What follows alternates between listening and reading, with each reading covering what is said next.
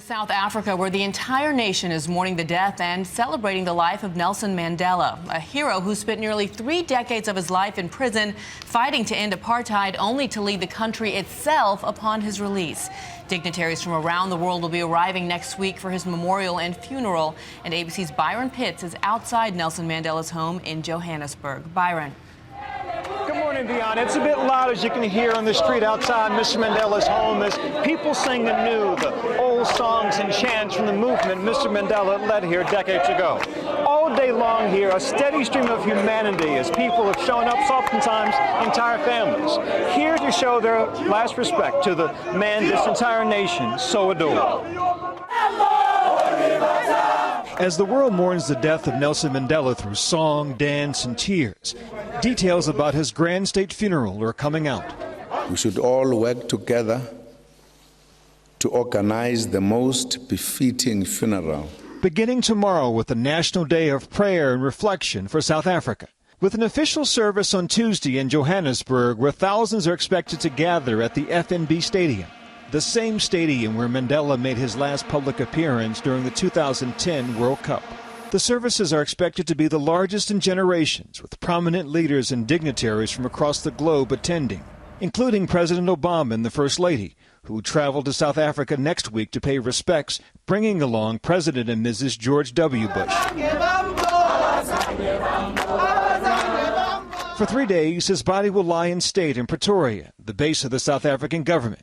There, the public will have the opportunity to view the former president's casket. A week from Sunday, Mandela will be buried at his ancestral home in Kunu, a village on the Eastern Cape. Our potential is immense. Overnight, Archbishop Desmond Tutu led a prayer service in Cape Town, calling for his countrymen to carry on Mandela's legacy. Let us reach out to one another and let Madiba's dream be our dream. The mood here far more celebratory than sad, as people have made the choice to embrace what was given, as opposed to being just sad by what they have lost. We expect these scenes to repeat themselves every day here in South Africa until Mr. Mandela is finally laid to rest. Fiona, Dan, back to you. The man who changed the world. And now Ron Claiborne has covered Nelson Mandela extensively throughout the years. Ron has had many experiences and memories, and he's here with a personal take on the story. Good morning, Dan. Good morning to you, Dan and Benny. You know, when you cover a story or a person, it requires professional detachment. We're supposed to stand back, observe, and report. With Nelson Mandela, that was always difficult for me personally because something kept getting in the way, the fact that I admired the man deeply. The first time I saw Nelson Mandela was at Yankee Stadium in 1990, 6 months after he had been released from prison. I was in awe. Probably we all were. And then he did something that charmed all of us. You now know who I am. I am a Yankee. As a college student, I had read about this man serving a life sentence for fighting against apartheid. I was fired up by the slogan, "Free Mandela."